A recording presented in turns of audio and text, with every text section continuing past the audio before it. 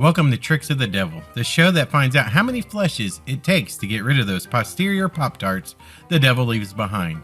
Today we're talking about the character of God and questioning it.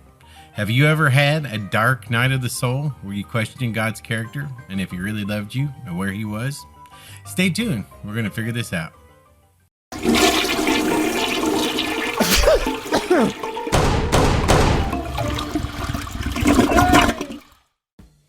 Imagine being the angels of heaven.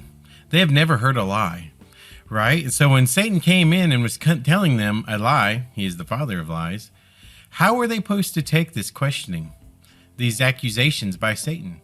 Some point in your walk with God, you're going to experience a moment like Adam and Eve experienced and the angels of heaven experienced, where the character of God is questioned.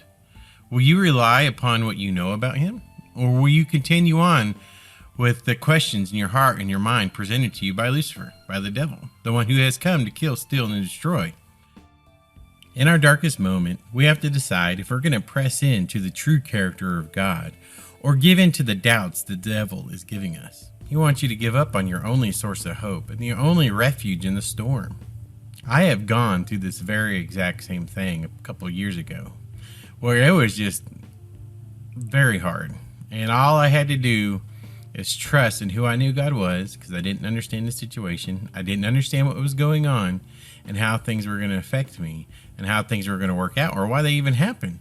But man, it was not fun. So I just trust in God and moved forward and made it out the other side. If you have never gone through the dark night of your soul, you most likely will. And if you have, I pray that you made it through it with your faith intact. Either way, do not think this is some strange thing that has happened to you. It happened to Jesus too. Let's look in Luke 22. And it says, saying, "Father, if thou be willing, remove this cup from me," because he's about to be crucified. "Nevertheless, not my will, but thine will be done. And there appeared an angel unto him from heaven, giving him strength. And being in agony, he prayed more earnestly.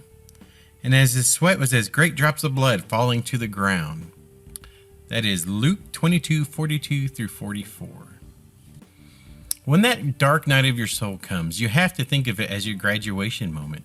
It's the moment your whole life is built up to, your whole entire walk with God has prepared you for, where the rubber meets the road, as they say, because everything you believed was easy up until this point, up until that dark night.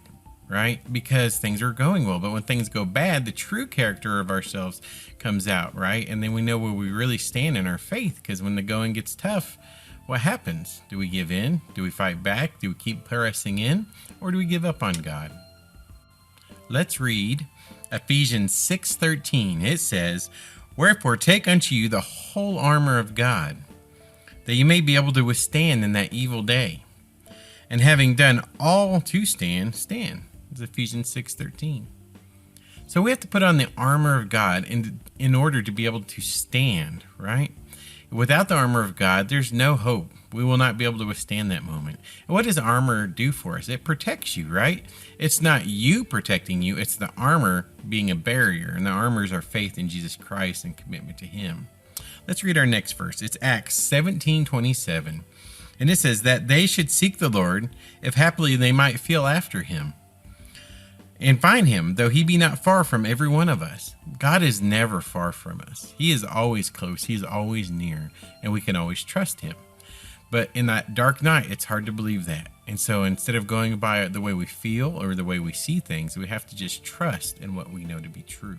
Now it's flush factor time. Let's see how many flushes it takes to get those posterior Pop-Tarts to go down.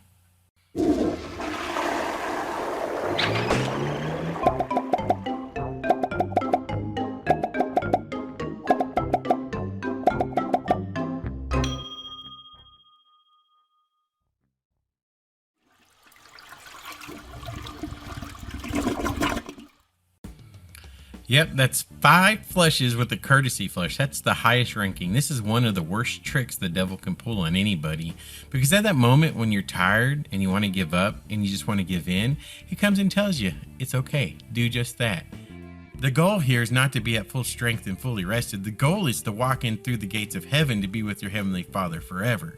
So if you keep that in mind, you can go through those times when you're tired. And here's our closing Bible verse, Psalms 126, 5-6. It reads, "They that sow in tears shall reap in joy. He that goeth forth and weepeth beareth precious seed, and shall doubtlessly come again with rejoicing, bringing his sheaves with him." So you may sow in tears, but you will reap in joy. Do not give up. Keep going. Do not let this evil trick of the devil cause you to walk away from your only hope.